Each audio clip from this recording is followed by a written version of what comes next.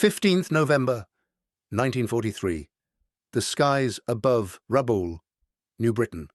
A formation of American B-24 Liberators thunders through the tropical dawn at barely 200 meters, their 4 engines creating a wall of sound that drowns out even the screaming Japanese fighters pursuing them. The bombers have just obliterated the harbor installations, and now they're running for their lives, pushing their massive airframes to maximum speed at wave-top height, where the agile Zeros cannot exploit their maneuverability advantage. But the pursuing fighters aren't the real threat this morning. Below, hidden amongst the palm trees and bomb craters of the devastated airfield, something waits. Not a pilot, not a gun crew, a mechanic. A 24-year-old aircraft maintenance specialist named Takeo Nakamura, who, in the next 3 minutes, will accomplish something so improbable that Allied intelligence officers will initially refuse to believe the Japanese combat reports. 3 heavy bombers, shot down, not by cannon fire or aerial combat, by engine backfires, deliberately induced engine backfires from grounded aircraft that shouldn't have been capable of harming anything at all. Takeo Nakamura's name appears in no history books. His achievement earned no medals, no official recognition, no place in the pantheon of aerial warfare. Yet, on that morning, through a combination of mechanical intuition, desperate improvisation, and timing so precise it bordered on supernatural, he killed 33 American airmen and damaged 2 additional bombers so severely they ditched in the Bismarck Sea. His method was so unusual, so contrary to every principle of air defense doctrine, that it was never repeated. The question isn't whether it happened. Japanese, American, and Australian records all confirm the impossible statistics. The question is how a farm boy from Hokkaido, who'd never fired a shot in anger, became, for exactly 180 seconds, the deadliest instrument of anti-aircraft defense in the entire Pacific theater. Takeo Nakamura was born in 1919 in a village so small it appears on no maps, 50 kilometers west of Sapporo. His father maintained agricultural machinery. His mother worked the fields. His childhood was engines, not books, not formal education beyond basic literacy, just engines. Whilst other boys learned to fish or farm, Takeo learned compression ratios and valve timing. By age 12, he could diagnose engine problems by sound alone. A tractor would cough and sputter in the distance, and Takeo would announce without looking up that the fuel line was partially blocked or the magneto timing had drifted. He was never wrong.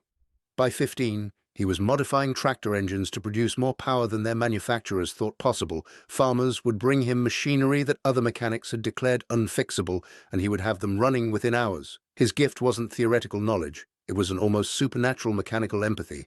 He understood engines the way musicians understand instruments, the way poets understand language. He could feel what they needed, sense what they were trying to tell him through vibration and sound and the subtle harmonics that only he seemed capable of hearing. When an engine ran properly under Takeo's care, it didn't just function, it sang. When Japan mobilized for war with China in 1937, Takeo was 18 and working in a Sapporo machine shop, repairing everything from fishing boat motors to industrial equipment. He didn't volunteer out of patriotic fervor or desire for glory. He didn't volunteer because he believed in the Greater East Asia co-prosperity sphere or any of the political rhetoric that filled the newspapers. He volunteered because the Imperial Japanese Army Air Force needed mechanics, and maintaining aircraft engines seemed infinitely more interesting than repairing the same fishing boat motors year after year. Aircraft engines were complex, temperamental, powerful. They represented the cutting edge of mechanical engineering. Takeo wanted to understand them the way he understood everything else. From the inside, at the molecular level, they saw it immediately during basic training at Tachikawa Air Base outside Tokyo, whilst other recruits struggled to understand the Nakajima Sakai radial engine that powered the new Type 97 fighter. Takeo was redesigning cooling baffles to reduce cylinder head temperatures, whilst others memorized maintenance schedules and followed procedures by rote. Takeo was questioning why the procedures existed and whether they could be improved. His instructors recognized something beyond mere competence. This wasn't a mechanic who followed procedures. This was someone who understood engines as living systems, who could coax performance from machinery that by-the-book technicians would have condemned as unfixable. He didn't just maintain aircraft. He communed with them. He spoke their language, and they responded. But genius and discipline are not natural allies, and young Takeo nearly destroyed his career before it properly began. 6 months into his service, stationed at Hankow in occupied China, he was discovered performing unauthorized modifications to a squadron commander's personal aircraft, not simple adjustments, not routine maintenance. He had completely re-engineered the supercharger system, installed custom-fabricated intake manifolds that he'd machined himself from scrap aluminium, and advanced the ignition timing beyond what Nakajima's engineers considered safe. The modifications had taken him 3 nights of secret work, creeping into the hangar after dark, using tools he'd improvised because the proper equipment wasn't available. When confronted by the duty officer, who'd discovered him elbow-deep in the engine cowling at 0300 hours, he couldn't adequately explain why he'd done it. The engine had sounded unhappy, he said. It was asking for more air. The fuel mixture was too rich at altitude. The supercharger wasn't delivering optimal boost. He'd heard it complaining. The duty officer thought he was insane. The squadron engineering officer thought he was sabotaging equipment. The commanding officer was prepared to court-martial him for destruction of military property and conduct prejudicial to good order and discipline. The potential punishment was severe: years in military prison, dishonorable discharge, the end of everything. The test flight changed everything. Captain Hideaki Yamamoto, the squadron commander whose aircraft Takeo had modified without permission, insisted on flying it himself before any charges were filed. If the aircraft had been sabotaged, if the modifications were dangerous, he wanted to discover it personally rather than risk a junior pilot. He took off, expecting the worst. What he discovered instead was an aircraft transformed. The modified fighter gained 30 kilometers per hour in top speed and 200 meters in ceiling. The throttle response was crisper. The engine ran smoother. Most importantly, the cylinder head temperatures that had been plaguing the entire squadron, causing premature engine failures and reducing operational readiness, dropped by 40 degrees across the entire operating range. Yamamoto landed the aircraft, climbed out, walked directly to where Takeo stood under guard, and asked him a single question: "Can you do this to the rest of the squadron?" Takeo said yes. Captain Yamamoto filed a report that saved the young mechanic's career. It read, in part, "Private Nakamura possesses an intuitive understanding of aircraft engines that exceeds formal training by a considerable margin. Whilst his disregard for procedure cannot be encouraged and must be corrected through appropriate discipline, his capabilities are too valuable to waste on punitive action. Recommend assignment to frontline maintenance, where his skills can be properly utilized under direct supervision. Further recommend documentation of his modifications for potential fleet-wide implementation." Yamamoto understood what many officers did not. War had no use for mechanics who merely followed manuals. Manuals were written by engineers in factories, working with perfect tools and unlimited time and ideal conditions. War needed mechanics who could keep damaged, worn-out, impossible aircraft flying when every regulation said they should be scrapped. War needed mechanics who could improvise, innovate, extract performance from equipment that was failing by every measurable standard. Takeo Nakamura was that mechanic. Yamamoto had chosen to forge a weapon rather than break a rule breaker. For the next 4 years, Takeo moved through the expanding Japanese empire, following the frontline maintenance units as they leapfrogged from China to Indochina to the Philippines to New Guinea. He was at Canton when the Pacific War began. He was at Clark Field in the Philippines when the Americans surrendered. He was at Leh when the Australians counterattacked. Everywhere he went, he developed a reputation. The mechanic who could fix anything. The man who could make aircraft fly that other mechanics had written off as irreparable. He worked 18-hour days, sleeping beside the aircraft he maintained, eating when someone remembered to bring him food. His superiors learned to trust him with the impossible repairs. An engine with a cracked cylinder block that should have required complete replacement. Takeo would weld it, machine a custom fitting, and have the aircraft flying by dawn. A fighter that had taken battle damage through the oil system, leaking lubricant so badly it couldn't maintain pressure. Takeo would fabricate new lines from captured materials, redesign the routing to avoid damaged sections, and return it to combat readiness. He accumulated a collection of tools that other mechanics envied, custom-fabricated instruments, modified wrenches and gauges, equipment that existed nowhere else because he'd made it himself to solve problems that standard tools couldn't address. His fellow mechanics began calling him sensei, teacher, though he was often younger than they were. Not because he taught formally, but because watching him work was an education in what was possible. By November 1943, Takeo had been at Rabaul for 8 months, and Rabaul was dying. The massive Japanese base on New Britain had once been the fortress guarding the entire South Pacific, a harbor that could shelter hundreds of ships, airfields that housed over 300 aircraft, anti-aircraft defenses that made it one of the most heavily protected locations outside the Japanese home islands. Now it was a target. The Allied forces, having learned hard lessons at Guadalcanal and New Guinea, had adopted a strategy of bypassing and isolating Japanese strongpoints rather than assaulting them directly. Rabaul was being strangled. American and Australian bombers hit it daily, sometimes hourly.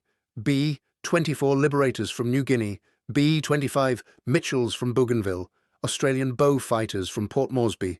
The harbour was a graveyard of sunken ships, masts protruding from the water like grave markers.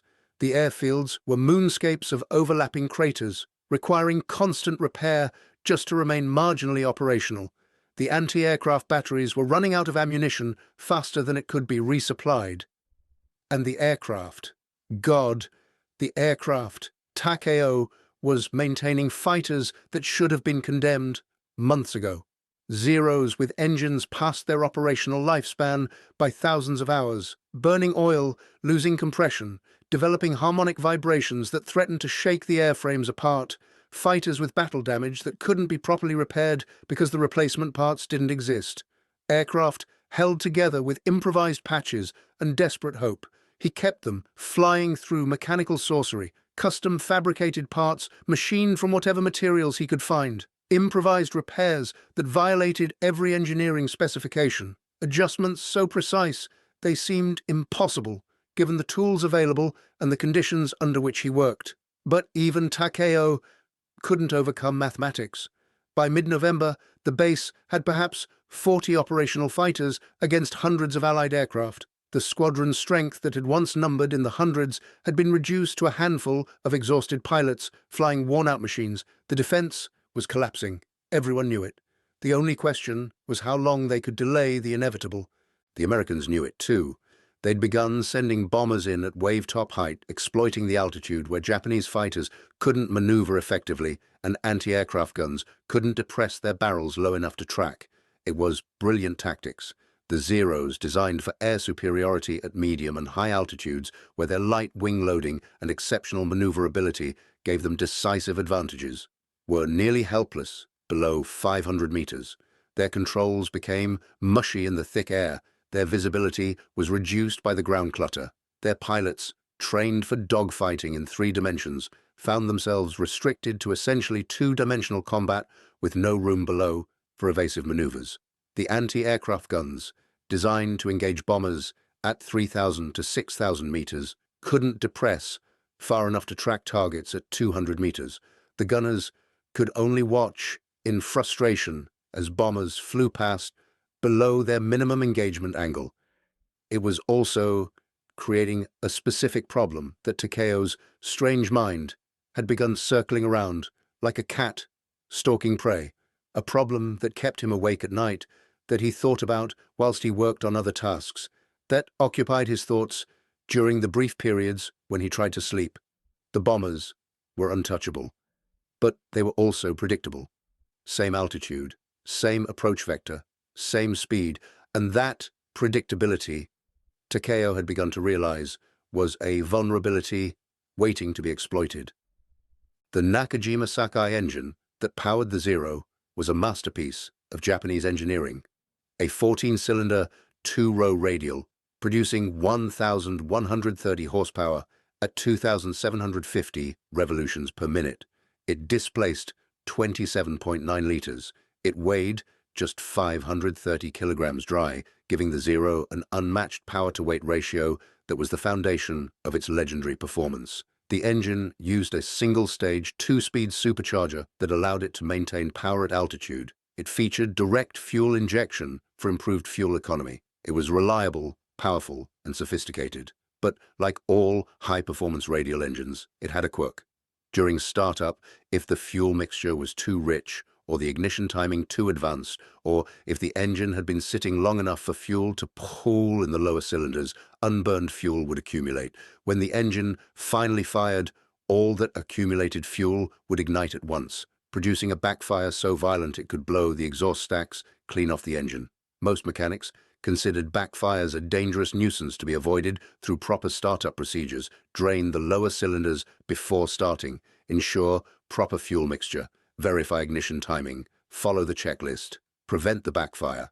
Takeo had been thinking about them differently. He'd noticed that when a Zero backfired on startup, the flame front that erupted from the exhaust ports wasn't just fire. It was a shaped charge of burning gases and unburned fuel droplets, projected forward by the combustion pressure at tremendous velocity, traveling at perhaps 200 meters per second. It lasted less than a second. It reached maybe 10 meters from the aircraft under normal conditions. But in that instant, anything in front of those exhaust ports was engulfed in a cone of flame, hot enough to melt aluminium and traveling fast enough to penetrate fabric-covered control surfaces. Takeo had watched it happen by accident during a maintenance procedure 3 weeks earlier. A ground crewman had walked too close to a Zero during startup. The pilot had overprimed the engine, and when it fired, the backfire had been spectacular. The flame had engulfed the unfortunate crewman, setting his uniform smoldering and burning the hair from his arms. The man had been 5 meters from the aircraft, standing off to the side, not even directly in front of the exhaust ports. He'd been treated for minor burns and returned to duty the next day, complaining loudly about careless pilots and dangerous procedures. Most mechanics would have filed it away as a safety hazard and implemented new procedures to ensure ground crews stayed clear during engine starts. Takeo filed it away as a weapon. He began experimenting quietly during the night shifts when fewer people were around to ask questions. He would overprime engines deliberately, adjust fuel mixtures to run too rich, advance ignition timing beyond safe parameters. He would induce backfires and observe them carefully, measuring the distance the flame traveled, noting the angle of dispersion, timing the duration, recording which conditions produced the most violent detonations. He discovered that by flooding the cylinders with excessive fuel and then firing all 14 cylinders simultaneously, he could produce a backfire that projected flame perhaps 15 meters from the aircraft. If the aircraft was tilted nose up, the flame cone would travel even further, rising on its own thermal currents. 20 meters, maybe more under ideal conditions. The B-24s came in every morning like clockwork. Same altitude, same approach, straight and level at 200 meters, hammering the airfield before the standing air patrol could react. They were untouchable at that height. Zeros couldn't pursue effectively. The 25mm anti-aircraft guns couldn't depress far enough. The 13mm machine guns mounted on the airfield perimeter didn't have the range or the power to reliably damage a heavy bomber. The bombers knew they were safe. That confidence made them predictable. They flew the same route every day because it worked every day. Takeo had been watching them for 3 weeks, timing them, calculating angles and distances. He knew their approach vector to within 10 degrees. He knew their altitude varied by less than 20 meters from one raid to the next. He knew they flew at approximately 300 kilometers per hour during their bombing run. He knew that at 200 meters altitude, they would pass directly over the eastern edge of the primary airfield, where he happened to have 3 Zeros undergoing engine maintenance. 3 aircraft that were parked in a rough line, approximately 30 meters apart. 3 aircraft that, with proper positioning and timing, could create overlapping fields of fire if their engines could be used as weapons. On the morning of the 15th of November, he made his decision. The mathematics were improbable, but not impossible. The risk was total. If it failed, he would destroy 3 aircraft for nothing. If it succeeded, he might kill bombers with equipment that wasn't designed to be weaponized. Either way, it was probably insane, but Rabaul had no sane options left. He began preparations 2 hours before dawn, working in darkness to avoid attracting attention. First, he disconnected the normal ignition systems on all 3 Zeros and rigged manual firing switches using wire salvaged from damaged equipment. The switches would allow him to fire the engines without going through the normal startup sequence. Instant ignition, no warm-up, no graduated throttle advancement, just immediate, full-power detonation. Then he adjusted the carburetors to run impossibly rich, flooding the cylinders with far more fuel than they could possibly burn efficiently. He disabled the normal startup safeties that would have prevented such dangerous conditions.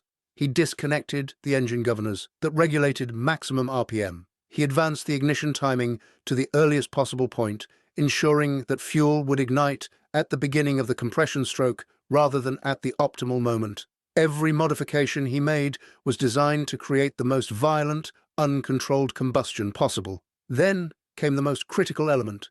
He positioned each aircraft with its nose pointing skyward at approximately 45 degrees, using wooden blocks, empty fuel drums, and improvised supports to tilt the entire aircraft. The angle was precise, too shallow, and the flame cone wouldn't reach high enough, too steep, and the combustion pressure would be directed more vertically than horizontally, reducing the effective range. 45 degrees was optimal based on his experiments. Finally, and most critically, he primed each engine with extra fuel, then manually rotated the propellers to pump even more fuel into the cylinders. He did this repeatedly, building up a reservoir of liquid fuel in the lower cylinders that was far beyond any normal operating condition. By the time he finished, each Nakajima Sakai engine contained perhaps 3 times the fuel it would normally hold. The cylinders were practically flooded. When those engines fired, they wouldn't just backfire, they would explode. His 2 assistants, both young mechanics who'd been working under Takeo's supervision for months, understood what he was attempting. They thought he was insane. They told him so directly. It wouldn't work. The flame wouldn't reach high enough. The bombers would be unaffected. They would waste 3 aircraft that could be repaired and returned to service. They would be court-martialed. Takeo listened to their objections calmly, then continued working. He didn't argue. He didn't try to convince them with words. He simply explained what needed to be done and asked if they would help him do it. They agreed because they'd learned to trust his instincts, even when those instincts seemed to violate common sense. The bombers appeared at 06, 12 hours, exactly on schedule. 9 B-24 Liberators, in loose formation, coming in from the east at 200 meters, their bomb bay doors already open. Takeo stood beside the first Zero, with his hand on the manual ignition switch he'd rigged. His 2 assistants stood at the other 2 aircraft, hands on their switches, eyes locked on Takeo for the signal. There were no radio communications, no sophisticated coordination, just 3 mechanics and 3 aircraft, timing that had to be perfect, and a technique that had never been tested under actual combat conditions. The bombers closed, 2,000 meters, 1,500 meters, close enough now that Takeo could see individual aircraft details, the nose art painted on the forward fuselages, the gun positions in the turrets, the shadows of crew members moving inside the cockpits. Still, he waited. The timing had to be precise. A Zero's backfire flame cone would reach perhaps 10 to 15 meters under normal conditions, perhaps 20 meters under the loaded conditions he'd created, perhaps 30 meters, with the 45-degree angle projecting it upward. But the bombers were at 200 meters altitude. No, even with optimal conditions, the mathematics suggested the flame wouldn't reach that high. The entire scheme was predicated on the flame cone being larger, hotter, and more expansive than his calculations suggested. It was predicated on luck. At 1,000 meters distance, Takeo realized the angle was wrong. The bombers weren't flying directly over the position zeros. They would pass perhaps 50 meters to the south, putting them outside even the theoretical maximum range of the flame cones, which meant he had miscalculated. The entire scheme was going to fail. He'd destroyed 3 aircraft, violated countless regulations, potentially damaged his career and those of his assistants, all for nothing. Then, at 800 meters distance, the formation adjusted. The lead bomber waggled its wings slightly, the signal for a minor course correction. The entire group shifted perhaps 30 meters north, tightening their formation for the bomb run, bringing them directly over the improvised firing positions. Takeo didn't question the gift. Perhaps the lead navigator had spotted what he thought was a high-value target. Perhaps the formation leader wanted a better angle on the hangars. Perhaps it was simply random chance. The 1,000 small variables that affect any combat operation. It didn't matter. The bombers were where he needed them to be. At 400 meters distance, with the lead bomber's massive 4-engine bulk blotting out the eastern sky, Takeo triggered the first Zero's ignition. The Nakajima Sakai engine didn't start, it detonated. All 14 cylinders fired simultaneously, igniting the massive fuel charge Takeo had loaded into them. The explosion was visible for kilometers, a rolling fireball that erupted from the cowling like a volcanic detonation. The sound was tremendous, a physical shockwave that knocked nearby ground personnel off their feet. But more importantly than sound or light was the flame. A roiling cone of fire and burning fuel particles erupted from the engine, projected upward by the 45-degree angle of the tilted aircraft, expanding as it rose, spreading from a narrow jet at the exhaust ports to a cone perhaps 20 meters wide at its apex. The flame reached 30 meters into the air before dissipating, and it didn't dissipate immediately. The burning fuel particles, still traveling at high velocity, continued rising on thermal currents, creating a column of fire and smoke that reached even higher, 50 meters, perhaps more. The first B-24, already committed to its bomb run with no room to maneuver at 200 meters altitude, flew directly into this expanding fireball at 300 kilometers per hour. The effect was catastrophic and immediate. The burning fuel particles, still traveling at high velocity from the initial detonation, sandblasted the bomber's belly, perforating fuel tanks, igniting hydraulic lines, setting fire to everything flammable. The B-24's aluminium skin, subjected to temperatures exceeding 1,500 degrees for several seconds, began melting, the aircraft's structural integrity compromised. The belly essentially burned through in multiple locations. Before the pilot could react, before he could even process what was happening, both inboard engines caught fire. The bomber's nose dropped sharply as the pilot instinctively pushed the yoke forward, trying to gain airspeed, trying to maintain control. There was nowhere to go. At 200 meters altitude with full bomb load, there was no altitude to trade for speed, no room for recovery. 3 seconds later, the second Zero detonated.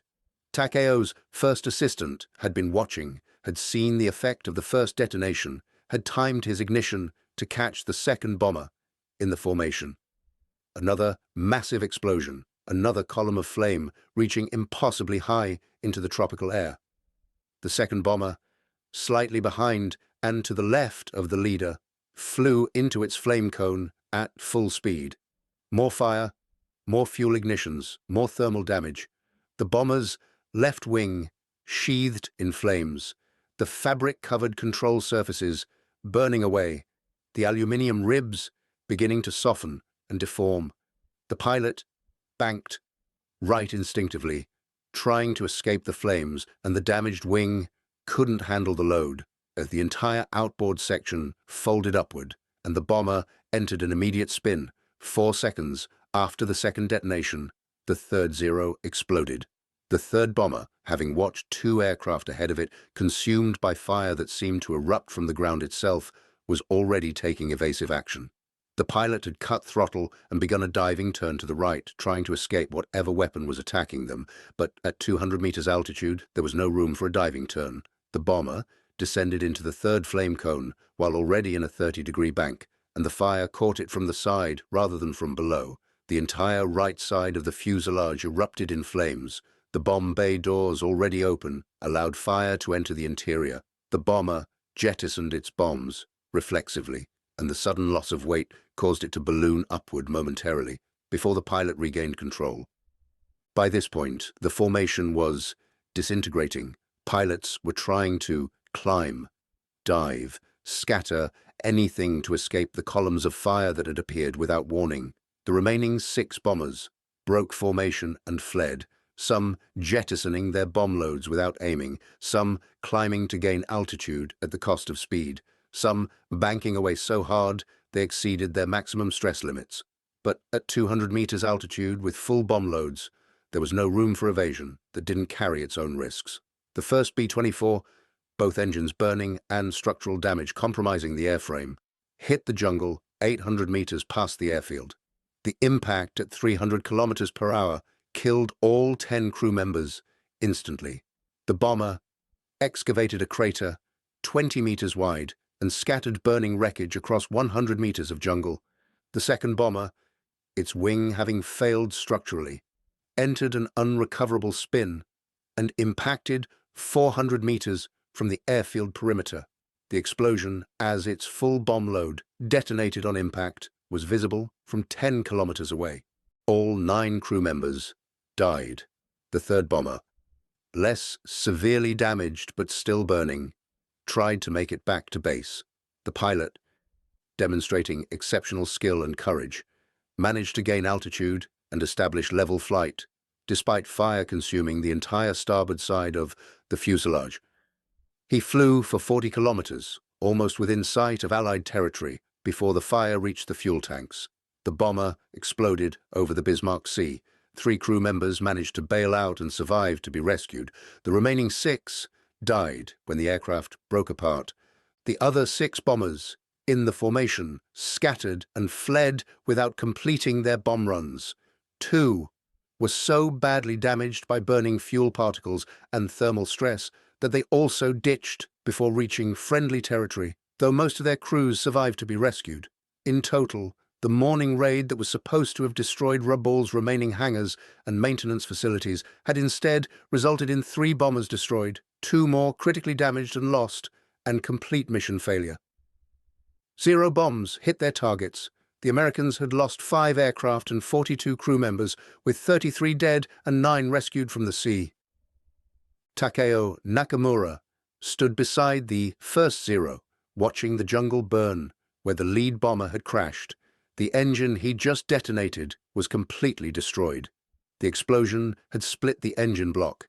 The exhaust system had blown apart, with manifold sections scattered across 30 meters. The cylinders had cracked. The crankshaft had likely warped.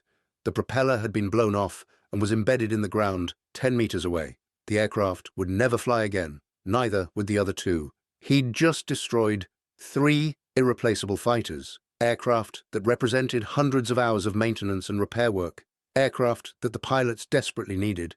In exchange, he'd killed 3 bombers. By any conventional military calculus, the trade was questionable at best. 3 fighters for 3 bombers was roughly even, and these fighters hadn't been in prime condition to begin with. But Takeo understood something that conventional calculus couldn't measure. The bombers had stopped coming at low altitude. That was worth more than 3 worn-out zeros. The technique was never used again. Not because it didn't work. It worked perfectly, far better than anyone had right to expect. But it required conditions that couldn't be reliably reproduced. Bombers flying at exact altitude, at exact angle over aircraft, positioned exactly right. A mechanic with sufficient understanding of engine systems to induce precisely controlled detonations without killing himself or his assistants. And willingness to destroy your own aircraft in the process, accepting that each weapon could only be used once. Most critically, it required enemy cooperation. The bombers had to fly into the trap. They had to maintain course and altitude during the crucial seconds when the flame cones expanded upward. In subsequent raids, American bomber formations approached Rabaul at varying altitudes and vectors, never predictable, never offering the precise conditions that Takeo's improvised weapon required. 3 days after the incident, American bombers stopped flying low-level approaches over Rabaul entirely. They'd learned that even grounded Japanese aircraft were dangerous, that even aircraft under maintenance could kill them. They didn't understand exactly what had happened, couldn't reconcile the combat reports of ground-based flamethrowers with any known Japanese weapon system, but they knew enough to avoid the conditions that had led to the loss of 5 aircraft in a single mission. That was Takeo's real victory, not the 3 kills, not even the 2 additional aircraft damaged. The fear, the operational adjustment, the changed tactics that reduced Allied bombing effectiveness and bought Rabaul a few more weeks of tenuous survival. Japanese command never officially recognized what Takeo had done, perhaps because acknowledging it would have required explaining why ground crew were destroying operational aircraft without authorization. Perhaps because the technique was too irregular, too far outside established doctrine to be celebrated. Perhaps simply because in the chaos of Rabaul's collapse, paperwork and commendations were the lowest priority. But Captain Yamamoto, who'd saved Takeo's career years earlier in China, was now a staff officer at TrickShot, and when he heard reports of the incident, he filed a detailed report describing the engagement and recommending Takeo for commendation. The report was filed and forgotten as Rabaul collapsed around them, and Yamamoto himself was killed 3 weeks later when his transport was shot down. By December 1943, the base was no longer defensible. The Allied forces had established air superiority so complete that Japanese aircraft couldn't operate in daylight. Supply ships couldn't reach the harbor. Personnel were being slowly starved and bombed into submission. The evacuation order came in January 1944, but by then there was almost no one left to evacuate and no aircraft capable of carrying them. Takeo left on one of the last transport flights, carrying nothing but his tool bag, leaving behind the 3 destroyed Zeros and the wreckage of the bombers they'd killed. He was reassigned to Truk Atoll, then to the Philippines, as that base also came under increasing pressure, then finally back to Japan itself as the empire contracted around the home islands. He spent the last year of the war at Atsugi Air Base near Tokyo, maintaining fighters for the Homeland Defense units. By then, the aircraft were old, the fuel was synthetic and of terrible quality. The pilots were teenagers with minimal training. He kept them flying as long as he could. When the war ended in August 1945, he was 25 years old, and he had never piloted an aircraft in combat. He had never even held a gun. Yet, for 180 seconds above Rabaul, he had achieved something no fighter pilot and no anti-aircraft gun had managed. He had made low-flying heavy bombers afraid. What made Takeo Nakamura exceptional wasn't mechanical skill, though his skill was extraordinary by any measure. It wasn't dedication, though he worked harder and longer than almost any other mechanic in the service. It wasn't even intelligence, though his intuitive understanding of mechanical systems bordered on genius. What made him exceptional was his complete freedom from conventional thinking. Most mechanics saw engines as machines to be maintained according to specifications.